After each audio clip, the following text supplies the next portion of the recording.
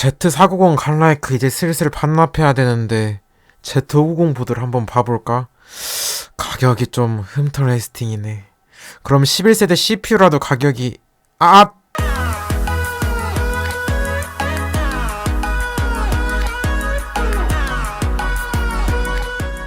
안녕하십니까 여러분. 인텔 11세대 데스크탑 CPU 출시가 얼마 남지 않았죠. 작년부터 지속적으로 나오고 있는 소식으로 올 1분기 즉 3월 이내에 출시할 확률이 상당히 높습니다.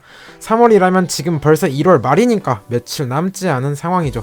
그래서 그런지 11세대 로켓레이크에 관한 정보가 속속히 유출되고 있습니다. 이미 인텔 차세대 500번대 보드인 Z590하고 B560은 각 제조사들이 공개한 상태이고 수일 내에 출시할 예정입니다. 그렇다면 이제 CPU의 출시만 남은 상태인데 일단 보드에 관한 정보는 위에 카드에 올려두겠으니 참조해주시면 좋겠습니다. 저번 영상에서 차세대 보드의 전원부가 상당히 보강되었다고 했죠. 해당 이유가 아마 CPU의 전력 소모량이 상당해서 그럴 가능성이 있다고 추측되었습니다. 그리고 유출된 정보들을 보면 그럴 확률이 더 상승했습니다. 일단 성능에 관한 유출된 정보부터 보고 가시죠. 유튜브바 루머입니다. 11900K의 게임 벤치마크 일부가 유출되었습니다. 한 중화권 유튜브 채널에서 5600X와 1900KF, 11900K를 비교한 게임 벤치를 공개했습니다. 메인보드는 기가바이트의 Z490 오로스 프로 AX를 사용했고 메모리는 3600MHz 8기가 2장을 사용했습니다. 벤치를 보실 때 주의하실 점이 11900K의 램 클럭입니다. 이번 11세대에서는 AMD의 라이젠 시리즈 마냥 메모리 컨트롤러 클럭이 따로 표기되어 있습니다. 문제는 해당 메모리 컨트롤러 클럭이 메모리 클럭과 1대1로 동기화가 되지 않고 1600MHz에서 올라가지 않았다는 점입니다. 아마 바이오스 문제로 인해 아직은 해당 부분에서 문제가 있는 것으로 보입니다. 따라서 11900K는 100%의 제대로 된 성능이 나오지 않은 점을 알고 보셔야 합니다. 그리고 해당 CPU는 ES, 엔지니어링 샘플 혹은 QS, 퀄리파이드 샘플이기 때문에 정식 출시 제품과는 성능 격차가 있음을 알려드립니다. 그래서 대충 한 이 정도 수준이구나 정도로 봐주셨으면 좋겠습니다.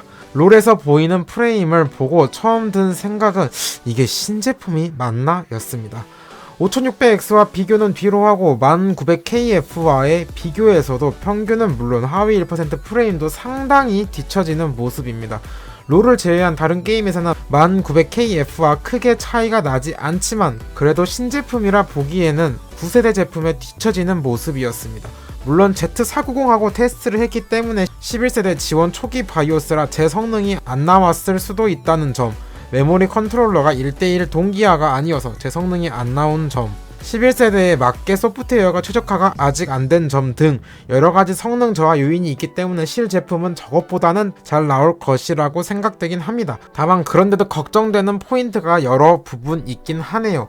그리고 좀 더 자세한 벤치가 올라왔습니다. 비디오 카드에 올라온 내용입니다. 곧 출시될 11900K CPU의 미리 보기가 빌리빌리 비디오 프로그램에 게시가 되었다고 합니다. 테스트에 사용된 CPU는 QS 퀄리파이드 샘플로 출시 전 소매용 제품과 상당히 유사한 샘플입니다. 테스트 시스템은 ASUS ROG Strix RTX 3080에 보드는 Z490인데 구체적인 모델명은 알려지지 않았습니다. 그리고 3600에 CL16 8기가 2장이 장착되었습니다. 그리고 3열 순행과 칠러를 사용해서 테스트가 진행되었습니다. 바이오스 문제로 램 클럭은 3600 이상으로 올리지 못했고 램 전압도 수동으로 고정되지 않아서 5.2GHz 오버클럭 시 전압이 1.48V로 상당히 높은 상태입니다. 보통 CPU 오버 시 넣는 전압이 1.35V 이하인 것을 고려해보면 상당한 차이가 있죠. 그래서 칠러를 사용했다고 합니다. 타스에서는 피직스 스코어 3241점과 27756점으로 오히려 1900K가 더 높은 상황입니다. 그 외 3D마크 벤치마크 점수에서도 전반적으로 1900K가 살짝 더 높은 상황입니다. 시네벤치 RE3에서도 멀티코어 점수가 1900K가 16535점으로 11900K의 13864점보다 더 높은 상태입니다. 싱글코어는 11900K가 200점 정도 더 높은 것으로 봐서는 아키텍처 개선으로 인한 IPC 상승값은 작지 않은 것이 보입니다만 2코어가 줄어든 부분을 메꿀 정도는 되지 못하는 것 같습니다. 그 외에도 다른 성능 테스트 벤치에서도 비슷한 결과가 나왔습니다. 대부분 싱글은 더 좋지만 멀티가 밀리는 상황입니다. 그럼 이제부터는 게임 벤치를 보시겠습니다. 섀도우 오브 툼 레이더에서는 합의 1%는 동일했고 평균은 1900K가 살짝 더 높았습니다. 좀 흥미롭게 볼 점은 바로 온도입니다. CPU 온도가 상당한 차이가 나는 모습을 볼 수 있습니다. 1900K는 27도인데 11900K는 2배인 54도입니다. 다른 게임을 보시겠습니다. 울펜슈타인 영 블러드에서는 평균과 하위 1% 모두 11900K가 더 좋은 모습입니다. 평균은 5프레임으로 소폭, 하위 1%는 10프레임으로 상당한 차이가 나네요. 하지만 여기에서도 온도가 역시 약간 걸리는 부분이네요. 35도와 64도라 차이가 작다고 보기는 어렵네요. 그 외에 최근에 나온 게임인 사이버펑크 2077에서는 평균은 1900K가 하위 1%는 11900K가 더 좋은 모습입니다. 여기에서도 온도 차이가 좀 있습니다. 어크 바랄라랑 3타로에서는 11900K가 소폭이지만 조금 더 괜찮은 성능을 보여주고 있습니다. 두 게임 모두 온도 차이는 좀 있는 편입니다. 마지막으로 볼 게임은 국민게임 배틀그라운드입니다. 배그에서는 평균은 1900K가 약 40프레임 차이로 크게 좋고 하위 1%는 약 25프레임 차이로 11900K가 훨씬 좋은 모습입니다. 근데 여기서 주의 깊게 볼 포인트는 온도입니다. 1900K가 28도, 11900K가 34도입니다. 이전에 여러 게임에서는 약 2배 차이가 났던 온도가 배그에서는 거의 차이가 나지 않습니다. 이 데이터를 어떻게 해석하면 좋을까 고민하다가 배그가 11세대에 아직 최적화가 안 돼서 발생한 문제가 아닐까라고 추측하게 되었습니다. 따라서 최적화가 진행되면 11900K의 성능이 좀 더 높게 나오지 않을까 싶습니다. 그리고 추가로 해외 사이트에 11900K의 엔지니어링 샘플이 유출되었는데 여러 보드에서 테스트한 결과 아직은 바이오스가 많이 불안하다고 합니다. 그리고 11세대의 경우 올코어 5GHz를 넘어가는 오버클럭을 하게 되면 전압 상승폭이 상당히 크고 올코어 5.1GHz일 때 전압이 1.42V가 찍혔다고 합니다. 이러한 부분을 보면 Z590 보드가 전반적으로 왜 전원부를 보강해서 나왔는지 유추가 가능할 것 같습니다. 자, 성능 및 스펙 유출에 관한 정보를 종합해 보자면 아직까지는 엔지니어링 샘플 혹은 퀄리파이드 샘플이기도 하고 바이오스 문제로 인해 제 성능은 안 나왔지만 멀티 성능이 상당히 아쉬운 상황입니다. 다만 싱글은 인텔이 애고한 IPC 향상은 이루어낸 것으로 보입니다. 그렇다 하더라도 코어 수가 줄어든 것 이상으로의 성능은 아직 물음표인 상황입니다. 게임 성능은 평균 1900K랑 엎치락 뒤치락 하지만 하위 1%는 확실히 괜찮은 모습입니다. 아마 추후 바이오스 안정화 및 소비자용 제품에서는 더 괜찮은 성능이 나올 것으로 보입니다. 10세대도 AMD의 라이젠 5000번대 CPU 대비 하위 1% 프레임은 괜찮았으니 아마 그 부분을 더 집중적으로 어필할 것 같습니다. 물론 판단은 소비자의 몫이 되겠죠. 그리고 인텔 11세대 로켓레이크의 가격이 공개되었습니다. 별개의 소매업체인 투컴퓨트는 최근 인텔의 11세대 로켓레이크 S 프로세서를 제품 카탈로그에 추가했습니다. 일단 미국 가격이 아니라 벨기에 가격이기 때문에 실제 우리가 비교하는 해외 사이트 가격보다는 더 비싸다는 것을 알고 봐주셨으면 합니다. 11900K는 604불로 되어 있네요. 해당 사이트에서 1900K의 가격을 보면 555불로 가격 인상이 있어 보입니다. 11700K는 455불, 11600K는 293불입니다.